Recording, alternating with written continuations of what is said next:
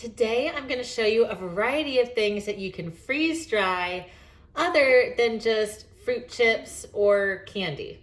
Freeze-dried candy has become a really hot commodity, it seems, and for trying to be a non-toxic, healthy homesteading home, we don't do candy.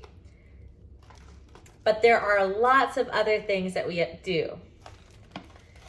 Before we get started, make sure to click that thumbs up button and subscribe to my channel. So what are we going to freeze dry today? First, we are starting out with some chili, and this was just me making a large pot of chili one night for dinner and having a bunch of leftovers and no one eating it, so I decided to go ahead and freeze dry it because it would be great to have in storage for later. The next runner-up was a bunch of pulled pork that we got from a friend who just had a catering company and had like 30 pounds of pulled pork and sauce. And again, we had some for dinner, we had some for lunch, and then we had enough to make 2 trays full of pulled pork to freeze dry for later use.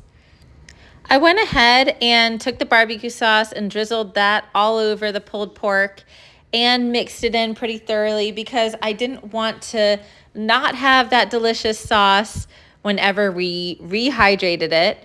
And I did learn, of course, through this process that if you have a silicone mat, that's going to help to make the meat not stick to the tray. But these are the sorts of opportunities you can take when you are freeze drying anything. If you have leftovers, if you are gifted a bunch of food after a big party or a wedding, it's just awesome to be able to put it somewhere and store it for long-term use. So this is where you start to get creative because now you're thinking, well, I've got 5 trays in my dehydrator. What else should I put in there? I had a bunch of thyme that I harvested and was attempting to dry it on the counter, but it was taking forever and I wanted to preserve it properly, so I went ahead and put that on a tray.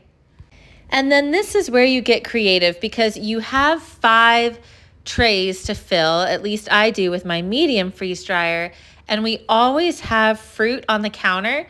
We often do fruit as a dessert in our house, and my daughter loves the freeze-dried banana chips or apple chips. Of course, you could store this for later just to have a nice treat in the months where perhaps you're eating seasonally and these sorts of fruits aren't available.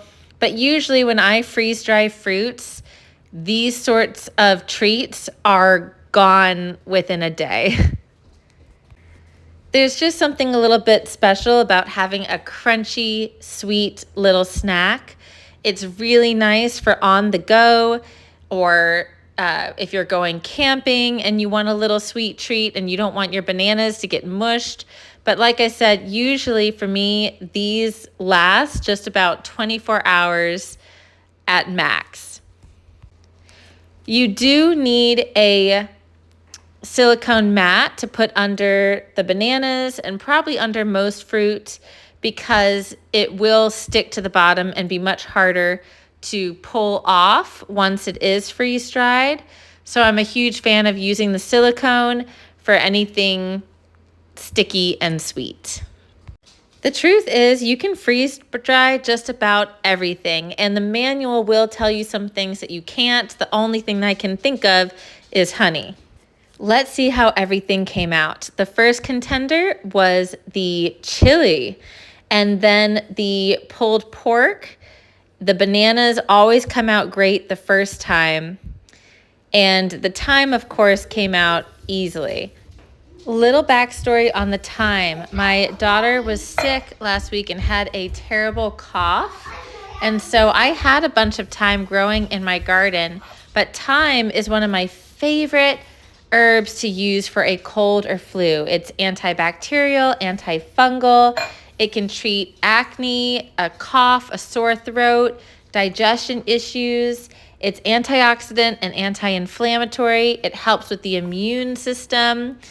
And So I harvested as much as I could and kept it drying on the counter, but really that wasn't the most efficient way to do it. My favorite way to preserve herbs is through the freeze dryer because you can see the difference in color, and that is just such a great indicator that the medicinal value is so much stronger when freeze dried. The banana chips, there's really no sense in me storing in a Mylar bag because my daughter's going to go through these in 24 hours, so I'm just putting some in a jar in a little bowl for her to snack on. The pulled pork and barbecue sauce was really interesting because it broke apart like a praline, and the only thing I would say about this is that the sauce was really sticky to the pan, so I would want to make sure to put the silicone liner on before freeze drying that with sauce again. The chili broke apart similar to the barbecue beef and came up off the pan really easy, but I noticed some spots that were still wet, so I had to put that back into the freeze dryer for another round. Thank you so much for watching this video. I hope you enjoyed it, and if you did, please make sure to hit that thumbs up button and subscribe to my channel for more health and homesteading content.